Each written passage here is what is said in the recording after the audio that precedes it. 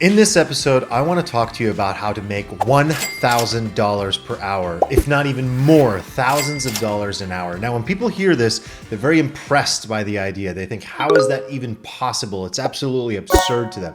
But it is extremely possible. And at the same time, I'm actually going to give you a nuanced perspective on this, in that I don't actually think valuing your time for as much as possible, in other words, AKA getting your hourly rate as high as possible, is not actually the path to success. Now, before I dive into it and the 7 steps that I have laid out in this video that basically are like how I reverse engineered how I got there, really quick announcement, or more of a question for you. Would you be interested in a course, in a solopreneur course for all things online business that I would create for you? I want to gauge your interest on this. If you're interested in a course with me putting everything I've ever known or done about business into a program, into a masterclass, let me know, get in touch. Leave a comment on this video, send me a message on my superphone, on my phone number, or slide into my DMs on Instagram, or send me an email. You can get in touch, you'll figure it out. All right, here's the deal. Just a few years ago, I started at more like, I don't know, 4 or 5 years ago, I was valuing my time at $50 an hour.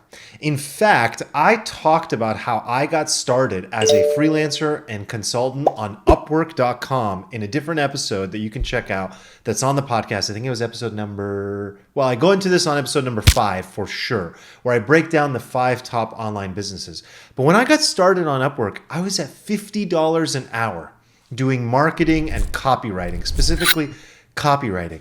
And at that time, I was like, man, it's not a ton of money, but it's pretty good. And I did it because my friend convinced me that the path to getting into the freelancing and consulting world was, start at like $50 an hour, get some results, and go up from there. Now, I eventually, on that platform, worked my way up to $300 an hour. And this was years ago, keep in mind, but that was amazing. I was trading my time for money, but I was making $300 an hour. And again, a lot of people think that's awesome and impressive, but I'm going to break down why that isn't exactly the path you want to go down. Now, today, I value my time, if I had to put a price on it, if you were to try to hire me, at $3,000 an hour. $3,000 an hour. And most recently, I've had clients paying me at $1,000 an hour. Most recently, there was someone on Instagram, a follower, messaged me. I could even do a little proof thing if I wanted to, but I don't need to. And we got on Zoom. We did an hour chat. I charged him $1,000. Same thing on clarity.com, $1,000 an hour. But now today, $3,000 an hour, eventually be $5,000 an hour, and eventually it'll be that you just can't. Now, here's why, and here's my thinking around this, but I'm still going to give you the 7 steps on how to get to $1,000 an hour, but I can't give you that if I don't explain the true path to wealth to you. Look, here's the deal. When you trade your time for dollars, you have a very limited ceiling of wealth that you can achieve. You only have a certain amount of hours in the day, and there's only one of you. The best case scenario is to get to a point where you charge $1,000 an hour. And if you extrapolate that by, let's just say you were actually putting in 40 hours, 50 hours a week of time, you're going to be in a very good place. You're going to be like, Arman, that's a lot of money. That's really good. Yes, but as you charge that money, your expenses go up, your lifestyle goes up. It's going to feel like a job. It's essentially still a job. You have to take the money you make and save a certain amount, put that away, and then figure out how to put that in investments to actually create wealth, to actually accumulate assets that give you passive income. Because otherwise, you are not going to become incredibly wealthy. The path to wealth is one, I believe the person who explains this best is Naval Ravikant. Highly recommend, if you don't already know of Naval, follow his work, check out his Twitter. That's the best way to stay in touch with him. And check out the book that's written on his thoughts, The Almanac of Naval Ravikant. Naval's path to wealth is very simple. We live in an age of leverage.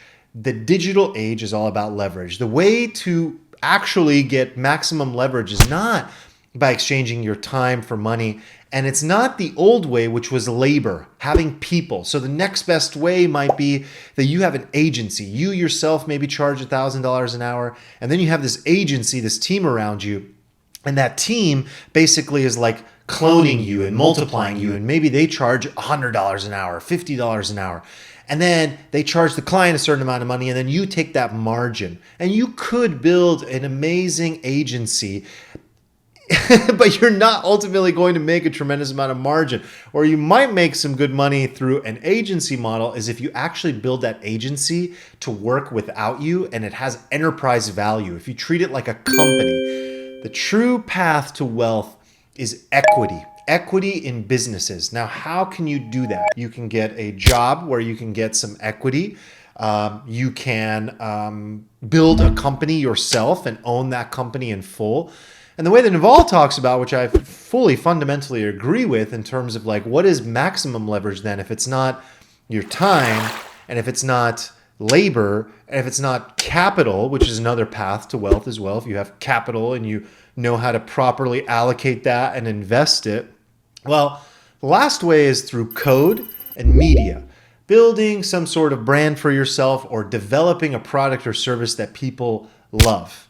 Now, I'm talking to a very small portion of people who want to build massive amounts of wealth. The rest of you are probably like, I just want the path to $1,000 an hour. Okay, I'll give you that. But if you do really want to understand the different levels of leverage that a person can develop and accumulate in life, go check this out. I'll link to it below as well because I think it would be highly valuable for you. The key you're going to want to do is eventually get to a point where you can get some level of equity, some stock options, some investments that eventually are going to give you back cash that you can then live on and have the amount of money that you live on, your burn rate, be less than the amount you receive on a monthly or yearly basis as passive income. Okay? Capiche? Cool. So, if you want to simply develop yourself to get to a point where you have the confidence and ability and deserve $1,000 an hour, here are the 7 steps that I'm going to break down to get there. The first step is mindset. I know, mindset, easy one. It's actually the hardest one though. The mindset that a person needs to have is that not only from an identity perspective, which is step number 2, they're worth it, but the mindset is, how do I get there? How do I actually develop the sense of self, the sense of worth, the ability to know that every obstacle that comes in front of me is just a learning opportunity? Mindset is the foundation of everything in life. If you can develop a great growth mindset, you are going to be successful in life no matter what, because everything to you is a learning experience. Every obstacle, every stumbling block, every trial becomes, turning these trials and tribulations into triumphs, in other words. Step 2, identity. Yes, your identity has to be one that actually believes and lives and breathes like someone who's worth that amount of money. That means you need to get around people that are wealthy. That means you need to have a good relationship with wealth and with money. That means you might need to break a lot of old patterns. That identity needs to be one of, I deserve this, I'm worth this, my time is valuable. This identity one might be the most important, honestly, maybe even a little bit more important than the mindset, because if you don't know that you're worth it, if you don't walk and talk like you're worth it, you're never going to get it. You're never going to achieve that level. You're never going to be able to even look a client in the face and say, I'm worth $1,000 an hour. So identity is absolutely critical. The third step is skill acquisition. You want to go and acquire a skill that can actually demand that level of money. Now, back to my previous points about wealth accumulation, right? With wealth creation, if you know that we have 2 things that create maximum leverage in life, code, which is developing, literally like being able to develop with code, and media, which is like podcasting, videos, publishing, books. These are the 2 areas that you can really develop yourself. And so if you're going to develop a skill set, I think it needs to be something related to technology and something related to either helping people build or building something for yourself, or media, publishing, books, podcasts, YouTube, all that kind of stuff. Now, if you can do both of those things, if you become really good at code and media, these are very broad things that we're talking about, right? If you can get good at both of those things, you are going to be superhuman. You are going to be able to charge thousands of dollars an hour. You are going to be worth thousands of dollars an hour, whether it's for yourself or if somebody is paying you for that service or for your time. And so ultimately, I really want to drive the point home that even with these 7 steps, this whole idea of being worth $1,000 an hour, it doesn't have to be somebody paying you that money. You can develop yourself by following these 7 steps to be worth that in general, and then apply that to a company, a startup, or it could be toward your own thing. It could be the job you already have, but you just keep on developing yourself by following these 7 steps. All right. So skill acquisition, coding, design, video editing, YouTube expertise, building websites. I mean, book publishing, it really could be anything, but you really want to get really good at that one thing, and you want to go as deep into it as possible. You can get really good at a lot of things. That's okay too. You don't have to go super deep into everything, but get really good at one thing and know that it's probably only going to last a few years before it becomes obsolete. Be ready to move to the next thing always when it comes to skill acquisition. And to the best of your ability, follow what you're naturally interested in. Follow things that you're genuinely curious about, because then it becomes like play. It becomes fun. It becomes effortless. And if you're doing something that society also says, yeah, that's really valuable, thank you, win fucking win.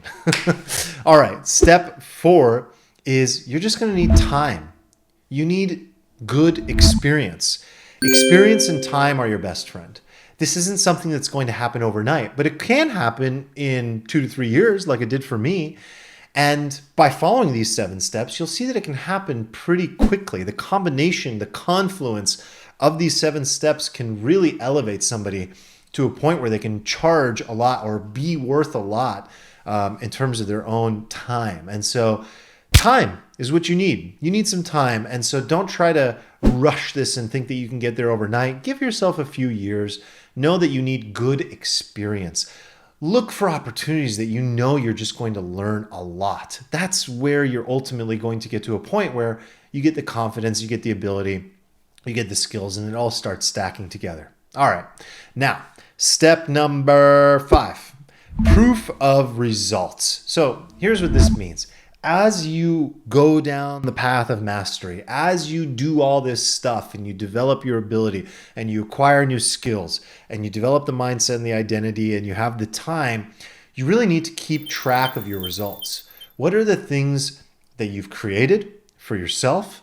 What are the projects that you've done? What are the ways in which you've added value to other people, to other organizations? Develop and acquire case studies. That's ultimately the outcome here. What you want is a portfolio, a digital portfolio essentially, but one in which you can just point to like 1 or 2 or 3 really good, honest, authentic case studies. So, for example, it would be like, your name's Bob, and Bob, you did this project for Intel. And when you were at Intel, or when you were a consultant at Intel, or freelancing for Intel, or maybe you had a job at Intel, you achieved this result of building this API connection between Intel and Sprint. And by doing that, you increased the customer retention rate by 25%. You capture that, you turn it into a PDF, you turn it into a video, whatever. You really just need to capture that and prove these results. Get the quotes, get the testimonials, get a video, get a blurb. That's what's really going to create an incredible level of perceived value on the behalf of others when they're talking about you, when they're looking at you, when they're on your website. That's what they're going to be looking for, is proof of results. Not just like, these are my skills, this is what I can do. That's just talk. Show me. We live in a day and age where people want to see what you can do. Even today, when I'm hiring somebody for any of my companies, I don't need a resume. I want results. Show me what you've done. That's the best way to actually see the value of somebody. Second to last step. Step 6 is credibility and social proof. This is kind of related, but ultimately over time, you need to develop credibility and social proof. The best way that you can do this is by having integrity. Always keep your word, always be honest, have integrity, over-deliver with people, and it will become very, easy over time to just build positive credibility in the marketplace. People will speak positively about you, and it'll be so easy to go to these former clients, these former employers, these former friends and say, hey, can I use your badge on my website? Can I get a quick quote from you? That's the kind of stuff I'm talking about. And it becomes very easy if you have integrity. Don't cut corners. Don't be cheap. Don't do it for the money. Always, follow your curiosity, have integrity, and this will develop over time. And that's something I personally really pride myself on. You will get in situations where it doesn't go well. Either you do something wrong or they have, what often happens in client-customer relationships is there's a mismatch of expectations. And you might get yourself in a sticky situation where there's a mismatch of expectations and they expected something and you couldn't deliver, or the communication was off. That's okay. Keep your integrity. Maybe it's like, hey, here's your money back, or what can I do to fix this? Always go above and beyond, even if you didn't do anything wrong, to try to fix it, to have integrity. In the long run, if you play the long game, this will serve you so well. And last but not least, obviously, one of the things is your time. If you're busy and you have a scarcity of time, then you can charge more. So if you can only have room for 1 or 2 or 3 clients, then you can obviously charge more. That one's very simple, but it's something I'm actually not a fan of because it's one of the problems with this form of leverage of exchanging your time for money.